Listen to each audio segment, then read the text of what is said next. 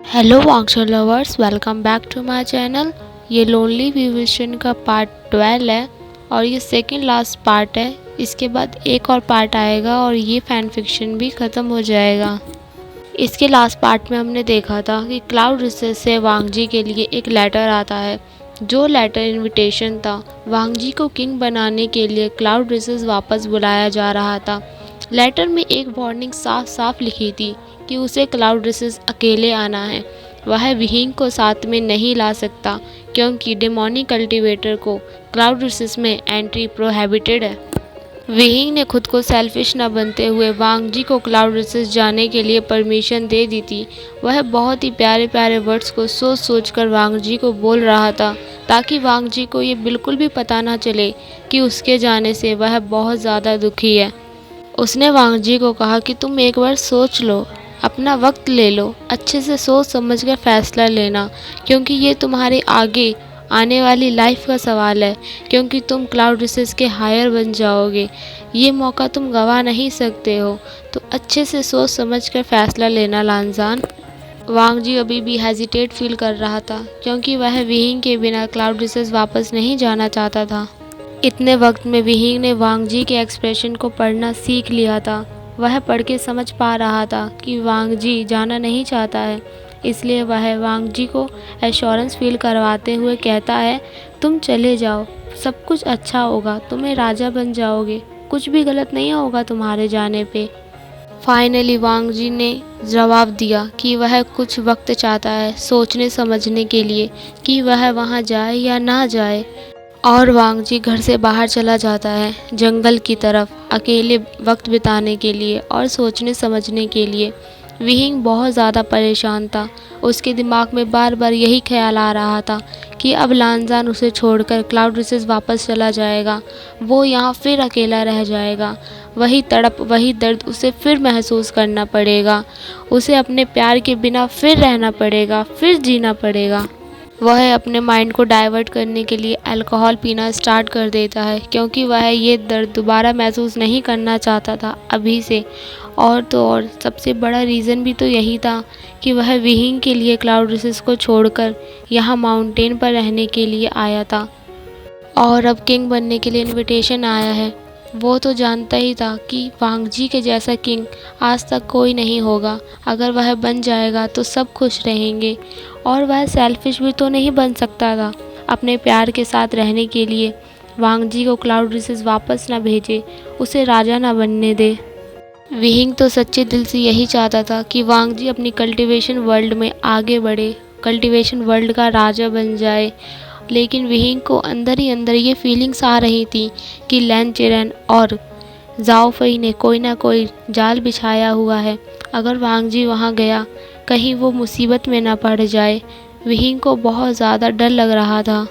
विहिंग अपने ख्यालों में खोया हुआ था। उसके हाथ में एम्प्रेस स्मेल का जार था।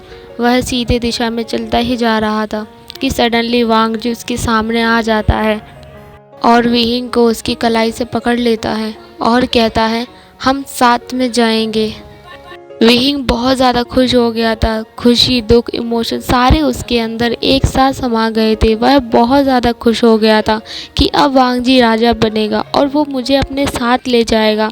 वो तो जानता ही है कि वांगजी उसके लिए सबसे लड़ जाएगा, लेकिन उसे साथ में लेके ज़रूर जाएगा। अब विहिंग की टेंशन भी रिलीफ फील होने लगी थी क्योंकि अब उसे लैन चेरन और जाओ फई की कोई परवाह नहीं थी और फ्यूचर में क्या होने वाला है उससे भी उसे अब कोई फ़र्क नहीं पड़ने वाला था क्योंकि लानजान उसे अपने साथ लेके जा रहा है। दोनों साथ में जाएंगे और साथ में सारी मुसीबतों का सामना करेंगे। वांगजी विहिंग को देखकर स्माइल करने लग जाता है और वह सडनली बोलता है, तुम रानी बन जाओगे। विहिंग के फेस पर, हैं? मैं रानी? क्या बोल रहे हो? मैं लड़का हूँ, आई एम अ मैन, मैं कैसे रानी बन सकता हूँ? विहिंग का फेस टोटली रेड हो गया था इस बात को सुन के कि वांगजी उसे रानी बनाने वाला है। और तो और वो तो मैन है, रानी कैसे बन सकता है? वांगजी स्माइल करते हुए कहता है, मैं डोमिनेटिंग हूँ तो ऑलवेज मैं ही राजा बनूँगा और तुम मेरी रानी। वांग जी उसे ब्राइडल स्टाइल में कैरी करता है और बेडरूम की तरफ ले जाने लगता है। ऑफ कोर्स विहिंग बहुत ज़्यादा चिल्ला रहा था कि मुझे नीचे उतारो, लेकिन वांग जी तो सुनने वाला ही नहीं था। अब तो पता ही है आगे क्या होने वाला है। वांग जी बेडरूम में जाता है और विहिंग को बिस्तर के ऊपर बिठा देता है। वांग जी ने बहुत ही प्यार से उसे बिस्तर पर बिठाया था, जिससे विहिंग को बिल्कुल भी चोट नहीं लगती। और दोनों लास्ट टाइम अपनी डेली नाइट एक्टिविटीज़ को अपने पुराने घर माउंटेन पर बिताते हैं। और नेक्स्ट डे मॉर्निंग दोनों क्लाउड रिसेस को जाने के लिए तैयार हो जाते हैं। दोनों क्लाउड रिसेस की तरफ निकलने लगे थे। दोनों के माइंड में बस एक ही बात चल रही थी, चाहे वो कहीं भी रहे, जहाँ भी रहें, किसी भी कंडीशन में क्यों ना रहें, लेकिन साथ में रहेंगे और फॉरएवर रहेंगे, कभी अलग नहीं होंगे। कुछ घंटे चलने के बाद दोनों एक जगह पर रेस्ट करने के लिए रुकते हैं, जहाँ विहिंग वांग जी को बहुत ज़्यादा परेशान करता है और उसे टीज़ करता है। विहिंग की टीजिंग के बचने के लिए वह अपनी बिचन का इस्तेमाल करता है और जल्दी से विहिंग को अपने साथ क्लाउड रिसेस के मेन डोर पर ले जाता है। जब दोनों ने एंटर करने की कोशिश की तो वांग जी तो बहुत आसानी से क्लाउड रिसेस के मेन डोर से एंटर हो गया, लेकिन विहिंग नहीं हो पाया। इस बात से विहिंग का फेस बहुत ही ज़्यादा अपसेट दिखने लग गया था, लेकिन वांग जी को तो ये बिल्कुल भी अच्छा नहीं लगता कि उसका प्यारा विहिंग बनी सैड फील करे। इसलिए वह अपनी बिचन को बाहर निकालता है और विहिंग के हाथ को होल्ड करता है और क्लाउड रिसेस के कवच को तोड़ देता है और विहिंग को लेकर एंटर हो जाता है। क्लाउड रिसेस के कवच के तोड़ने की आवाज़ सबके कानों में पहुंच चुकी थी। सब क्लाउड रिसेस के पीपल्स घर से बाहर निकल आते हैं देखने के लिए कि कौन आया है जिसने क्लाउड रिसेस का कवच ही तोड़ दिया। लैन सिचेन भी वहां पहुंच जाता है। सभी लोग विहिंग और वांग जी को देख रहे थे। वांग जी ने विहिंग के हाथ को होल्ड किया हुआ था और एक ब्यूटीफुल कपल दिख रहे थे और क्लाउड रिसेस के मेन डोर से अंदर की तरफ एंट्री ले रहे थे, जो दिखने में बहुत ही ज़्यादा ब्यूटीफुल लग रहे थे। सभी लोगों की नज़र उन दोनों पर थी, कोई भी अपनी नज़र उन दोनों से हटा ही नहीं पा रहा था।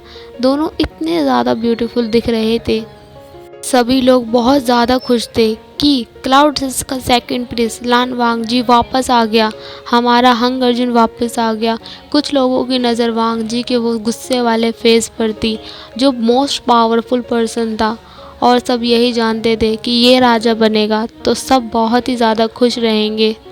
जितने मैन की नज़र वांग जी पर थी, उससे 4 गुना ज़्यादा आदमियों की नज़र विहिंग के ऊपर थी, जो विहिंग की ब्यूटी और उसकी बॉडी को देखकर एडमायर कर रहे थे। ऑफ कोर्स वांग जी को तो ये बिल्कुल भी पसंद नहीं आने वाला था कि उसके विहिंग के ऊपर कोई नज़र डाले, उसे घूर घूर कर देखे, उसकी ब्यूटी और उसकी बॉडी के शेप्स को निहारे। ये तो वांग जी को बिल्कुल भी पसंद नहीं आता। उसका फेस सडनली कोल्ड से डार्क रेड हो जाता है गुस्से में। लोग विहिंग को घूर घूर कर देख रहे थे। ये विहिंग को पसंद नहीं आता, लेकिन जब विहिंग वांग जी की तरफ देखता है तो वह टोटली कंफ्यूज में था कि वांग जी इतने ज़्यादा गुस्से में क्यों दिख रहा है। विहिंग वांग जी से पूछता है क्या हुआ। वांग जी कोई रिप्लाई नहीं देता, बस गुस्से में विहिंग का हाथ पकड़ता है और मेन हॉल की तरफ चलने लग जाता है। हॉल में एंटर होते ही लैन सिचेन, जाओ फई और लैन चिरेन उन्हें देखते हैं, जिनके पीछे पूरा क्लाउड रिसेस उन दोनों को फॉलो करते हुए मेन हॉल की तरफ आ रहा था। जाओ फई तो जाओ फई है, वह वांग जी की तरफ दौड़ कर आती है और वांग जी को टच करने ही वाली थी कि विहिंग वांग जी के सामने आ जाता है और जाओ फई वहीं रुक जाती है। वांग जी देखता है विहिंग अब अपसेट फील करने लग गया है, इसलिए वह विहिंग की कमर से उसको पकड़ता है और अपने करीब खींच लेता है। वांग जी के ऐसा करने से जाओ फई बहुत ज़्यादा गुस्से में आ गई थी और वह गुस्से भरी नज़रों से विहिंग को घूरने लग जाती है। लैन सिचेन दोनों के ऊपर बहुत ज़्यादा ही स्माइल कर रहे थे, क्योंकि इतना ब्यूटीफुल और क्यूट कपल देख के किसे हंसी नहीं आएगी। लेकिन लैन चिरेन के फेस पर गुस्से से लाल हो रखा था, क्योंकि वह बिल्कुल भी विहिंग को वांग जी के साथ नहीं देखना चाहते थे। लैन चिरेन वांग जी को अनाउंस करते हुए कहते हैं, तुम जैसे कि जानते हो सेरेमनी 3 दिन बाद होनी है, तुम्हें राजा बनाया जाएगा। 3 दिन तक तुम्हारे पास काफ़ी सारी राजकुमारियाँ भेजी जाएंगी, जिसमें से तुम्हें अपने लिए एक परफेक्ट क्वीन को चूज़ करना है, जो तुम्हारे साथ सिंहासन पर बैठेगी तुम्हारी रानी बनकर। उनके वर्ड बिल्कुल भी पोलाइट नहीं थे, उनके वर्ड्स में बहुत ही ज़्यादा एरोगेंट फील हो रहा था, जिसे देखकर लैन सिचेन बहुत ज़्यादा डिसअपॉइंट हो गए थे। लेकिन जाओ फई बहुत ज़्यादा खुश हो गई थी, क्योंकि जाओ फई को पता था अंकल सिर्फ और सिर्फ उसे ही रानी बनाएंगे। लेकिन वांग जी की आंखों में गुस्सा साफ साफ नज़र आने लग गया था और वह विहिंग की तरफ देख रहा था। विहिंग की आंखें नम हो गई थी, ये सोचकर कि अब लानजान किसी और से शादी कर लेगा। विहिंग की आंख से एक आंसू फिसल ही जाता है कि वांग जी जोर से चिल्लाता है, अंकल बिल्कुल भी नहीं। विहिंग मेरी वाइफ है और वो ही हमेशा मेरी वाइफ रहेगी, चाहे आप उसे एक्सेप्ट करें या ना करें। वो ही रानी भी बनेगी अगर मैं राजा बनूंगा तो। नहीं तो मुझे ये सिंहासन नहीं चाहिए, मुझे सिर्फ और सिर्फ विहिंग चाहिए। मैं वापस क्लाउड से भी वापस चला जाऊंगा, मुझे यहाँ रहना भी नहीं है। वांग जी के अनाउंसमेंट सुनकर अंकल बहुत ज़्यादा गुस्से में हो गए थे, क्योंकि उन्होंने कभी एक्सेप्ट नहीं किया था कि वांग जी सबके सामने इस तरीके से उनसे बात करेगा। लैन सिचेन सिचुएशन को संभालते हुए वांग जी से कहते हैं, तुम जाओ विहिंग को लेकर, जाकर रेस्ट करो, तुम बहुत ही लंबे सफ़र से आए हो, हम बाद में बात करेंगे। दोनों को एक कपल रूम अलॉट किया जाता है, जिसमें वांग जी विहिंग को ले जाता है और विहिंग को बेड पर बिठाता है और वह कहता है, तुम्हें अपसेट होने की ज़रूरत नहीं है विहिंग, मैं तुम्हारे साथ हूँ हमेशा। विहिंग एक बनी वाले स्माइल करते हुए कहता है, मैं भला क्यों अपसेट होने लगा, क्योंकि तुम तो मेरे साइड हो और तुमने सबके सामने मेरी साइड ली है, तो मैं क्यों अपसेट होने लगा। वांग जी बहुत ज़्यादा खुश हो जाता है, वह विहिंग को उसकी कमर से पकड़ता है और उसके लिप्स को किस करना स्टार्ट कर देता है। जाओ फई गेट पर खड़ी हुई थी और शेमलेसली दोनों को किस करते हुए देख रही थी। विहिंग की नज़र जाओ फई पर जाती है तो वह वांग जी को खुद से अलग करता है और कहता है, तुम्हें कोई कॉमन सेंस नहीं है कि एक कपल के रूम में एंटर होने से पहले डोर को नॉक किया जाता है। अगर वो कुछ कर रहे हैं तो अपनी आंखें बंद करके मुंह फेर लिया जाता है। ओहो, तुम्हें तो ये कोई सिखाने वाला ही नहीं है, तो तुम सीख ही कैसे सकती हो ये सब, तुम्हें तो आएगा भी नहीं कभी। जाओ फई को कुछ समझ नहीं आता, वह कहती है, क्या। विहिंग स्माइल करते हुए कहता है, डम बिच। ये सुनकर वांग जी के फेस पर भी एक छोटी सी स्माइल आ जाती है। जाओ फई को एम्बैरस फील हो रहा था बहुत ज़्यादा ही कि सडनली वांग जी पूछता है, क्या। तो जाओ फई कहती है, अंकल तुम्हें बुलाया है। वांग जी हाँ में सर हिलाता है और वहाँ से जाने लग जाता है। विहिंग को अकेले जाओ फई के साथ छोड़ गया था, कुछ तो होना ही था। जाओ फई रूम में एंटर कर देती है। विहिंग गुस्से में कहता है, क्या है, अब तुम यहाँ क्यों आ गई हो। जाओ फई गुस्से में कहती है, मैं तुम्हें यहाँ एक लेसन सिखाने के लिए आई हूँ। लेकिन विहिंग पूरे फनी वे में बोलता है कि मैंने यहाँ ऑलरेडी क्लासेस ली हैं क्लाउड रिसेस में, जब मैं करीब 15 साल या 16 साल का था, और मुझे तालिस्मान भी यहीं सिखाया गया था कि किस तरीके से इस्तेमाल करते हैं। तो ऐसा कौन सा लेसन है कि जो तुम मुझे यहाँ सिखाने के लिए आई हो। जाओ फई एरोगेंट वे में बोलती है कि वांग जी सिर्फ मेरा है, मैं उससे प्यार करती हूँ और वो मुझसे प्यार करता है, तुम हमारे बीच में आए हो। विहिंग को अभी भी मजाक ही सूझ रहा था, वह कहता है, शायद तुम्हारे दिमाग में कुछ प्रॉब्लम हो गई है, क्योंकि अभी अभी तुमने सबके सामने सुना है कि वांग जी ने मुझे अपनी वाइफ डिक्लेयर किया है, तो तुम्हें ये ऑब्सेशन तो छोड़ ही देना चाहिए कि वांग जी तुम्हारा कभी होगा, वो अब सिर्फ मेरा लानजान है। जाओ फई कहती है, तुम एक ट्रबल मेकर हो और तुमने इतने सारे रूल्स तोड़े कि तुम्हें हमेशा पनिशमेंट मिली है, तो वांग जी तुम्हें कैसे पसंद कर सकता है। विहिंग फिर हंसते हुए कहता है, वो मुझे तुमसे भी ज़्यादा क्या, मुझे सबसे ज़्यादा पसंद करता है, वो सिर्फ और सिर्फ मेरा है और मैं उसका।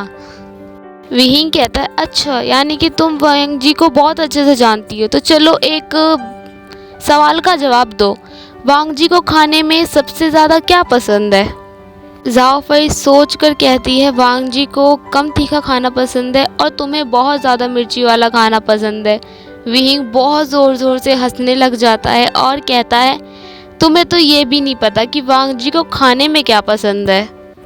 जाओ फई सोच में पड़ जाती है और दोबारा कहती है लोटस सीड्स।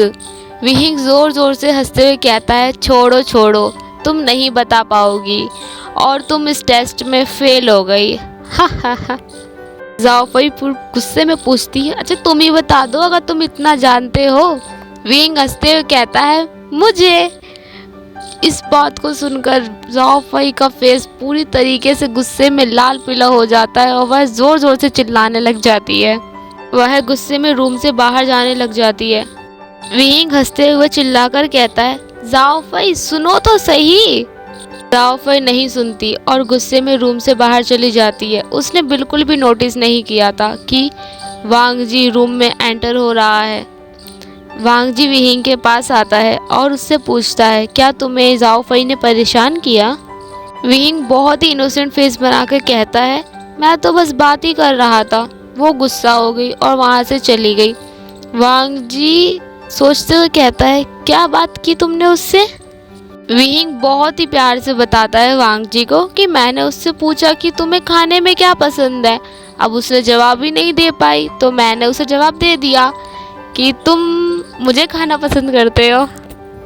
विहिंग के जवाब सुनकर तो वांग जी की सांसें और धड़कन दोनों ही बंद हो गई। वह कॉन्टिन्यूसली विहिंग को बस घूरे ही जा रहा था।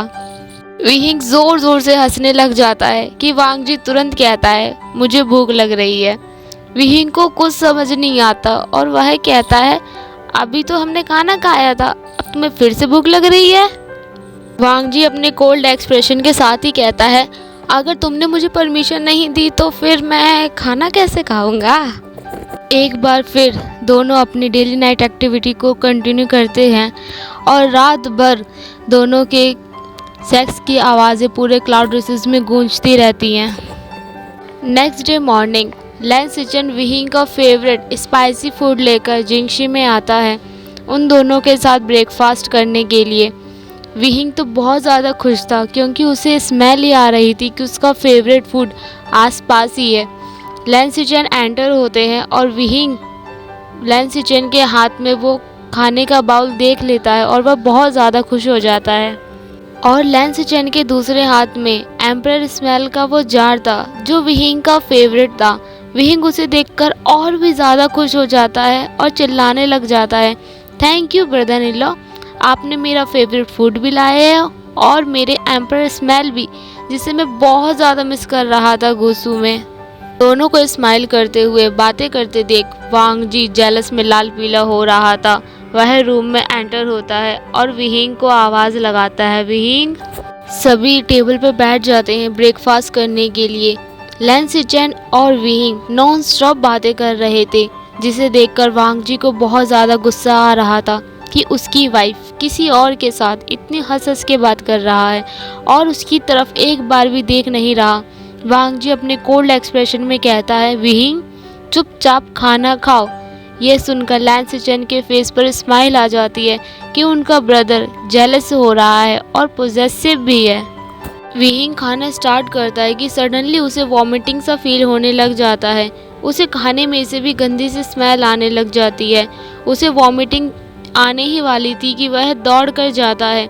वांग जी भी उसके पीछे जाता है और उसे वॉमिटिंग करते टाइम विहिंग की बैक पर वह हाथ फेरता रहता है कि सडनली विहिंग वांग जी की बाहों में ही अनकॉन्शियस हो जाता है।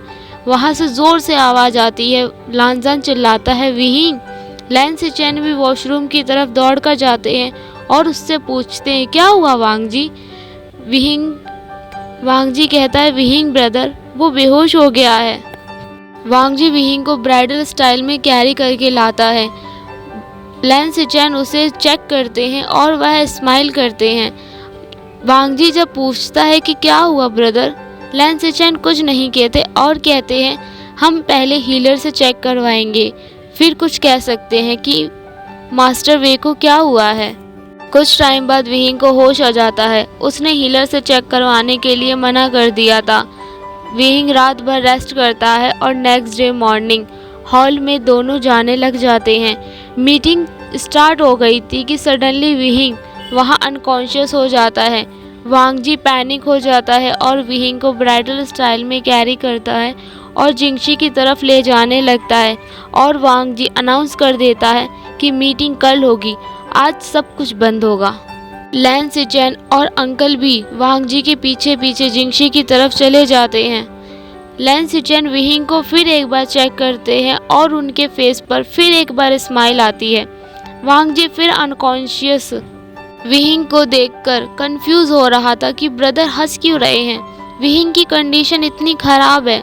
सडनली लैन सिचेन के आगे एक सवाल आता है। अंकल कहते हैं क्या हुआ है, बताओ सबको। लैन सिचेन स्माइल और ब्लश करते हुए कहते हैं मास्टर वे प्रेग्नेंट है। वांग जी के फेस पर एक बहुत बड़ी स्माइल आ जाती है कि फाइनली उनके प्यार की निशानी उन दोनों के बीच आने वाली है। लेकिन अंकल के चेहरे पर वो गुस्सा साफ साफ नजर आ रहा था जो वह बिल्कुल भी नहीं चाहते थे कि वांग जी अपने बच्चे को जन्म दे, और वो भी विहिंग से नहीं। वो क्लैन का कभी भी हायर नहीं बन सकता जो बच्चा एक कल्टीवेटर, एक डिमोनिक कल्टीवेटर से जन्मा हो।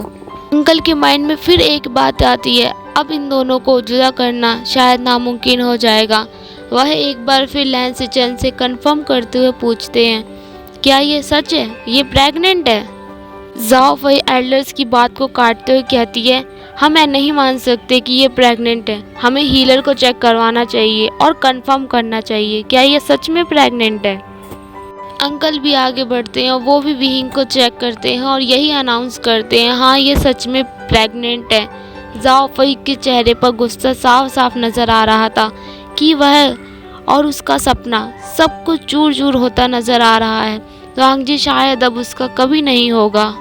विहिंग को होश आ जाता है, वह अंकल को टीज करते हुए कहता है अंकल आप क्यों परेशान हो रहे हैं, आप तो जानते हैं वांग जी कितना ज़्यादा हैंडसम है, हमारा बच्चा भी बहुत ज़्यादा हैंडसम होगा और सारी दुनिया उस बच्चे से प्यार करेगी, देख लेना आप। अंकल और जाओफई बहुत ज़्यादा डिसअपॉइंटेड थे वांग जी से कि वांग जी ने विहिंग को प्रेग्नेंट कर दिया, उससे शादी भी कर ली। दोनों वहाँ से चले जाते हैं। कुछ वक्त लैन सिचेन भी कपल के साथ बिताकर उन दोनों को अकेले टाइम देने के लिए वहाँ से चले जाते हैं। वांग जी विहिंग को अपने बेडरूम में लेके जाता है और उसे अपने साइड में लिटाकर उसके बगल में लेट जाता है और उसके फोरहेड पर किस करते हुए कहता है थैंक यू विहिंग, तुमने मुझे इतना ब्यूटीफुल गिफ्ट दिया है कि मैं तुम्हें बता भी नहीं सकता हूँ कि मैं कितना ज़्यादा खुश हूँ। विहिंग के फेस पर बहुत बड़ी स्माइल आ जाती है और वह वांग जी की चेस्ट से चिपक के लेट जाता है। दोनों यूं ही आराम करते करते सो जाते हैं। नेक्स्ट डे मॉर्निंग विहिंग एक बनी की तरह उछले जा रहा था जबकि वांग जी उसे मना कर रहा था कि तुम्हारे अंदर एक नन्ही सी जान है, तुम इस तरीके से मत उछलो, उसे भी तकलीफ होगी। विहिंग कहता है नहीं होगी, वो बिल्कुल तुम्हारे जैसा है, बहुत ही शांत, बहुत ही प्यारा सा, उसे कुछ नहीं होगा। वांग जी कहता है क्या मतलब। विहिंग कहता है हमारा बेबी बिल्कुल तुम्हारी तरह होगा लानजान। वांग जी अनॉय फील करते हुए कहता है बिल्कुल नहीं, मुझे एक मिनी विहिंग चाहिए और एक मिनी वर्जन वाला विहिंग जो बिल्कुल बनी की तरह दिखता हो। विहिंग स्माइल करता है और कहता है अच्छा तो तुम दो विहिंग को झेल लोगे, एक बड़ा विहिंग एक छोटा विहिंग, बताओ लानजान। दोनों कुछ वक्त अपना रोमांटिक टाइम बिताने के बाद जिंगशी की तरफ वापस चले जाते हैं जहां जाओ फई विहिंग का इंतज़ार कर रही थी। विहिंग एक बड़ी स्माइल के साथ रूम में एंटर हो रहा था। उसके बिल्कुल भी नज़र नहीं जाती कि फ्लोर पर तेल गिरा हुआ है जिससे अगर विहिंग गिर गया तो शायद उसका बच्चा उससे बहुत दूर चला जाएगा। वांग जी को कोई काम आ गया था तो वह अंकल के पास चला गया था, वह विहिंग को अकेला छोड़ देता है। वांग जी ने पहले ही जाओ फई को जाते हुए देख लिया था जिसके फेस पर एक इविल स्माइल थी। वांग जी मीटिंग के लिए जा रहा था लेकिन उसके मन में बार बार एक बेचैनी सी छा रही थी कि कुछ गलत होने वाला है। जब उसने जाओ फई को स्माइल करते हुए जाते देखा तो वह वापस विहिंग के पास जाना स्टार्ट कर देता है। विहिंग ने ऑयल को देख लिया था, वह इजीली ऑयल से साइड होके निकल जाता है जिसे देखकर जाओ फई कंफ्यूज हो जाती है कि ये गिरा क्यों नहीं। जाओफई अपना एक्सपेरिमेंट सक्सेसफुल करने के लिए ऑयल की तरफ खुद बढ़ने लग जाती है और सडनली वह खुद फ्लोर पर स्लिप हो जाती है और दर्द की वजह से वह ज़ोर ज़ोर से चिल्लाने लग जाती है। और विहिंग ज़ोर ज़ोर से हंस रहा था कि सडनली लान वांगजी गेट पर आ जाता है और वह विहिंग को सेफ देखकर रिलीफ फील करता है और एक स्माइल करता है। जाओफई वांगजी के सामने रिक्वेस्ट करती है, प्लीज़ मुझे कैरी कर लो, मुझे पेन हो रहा है, मैं चल नहीं सकती।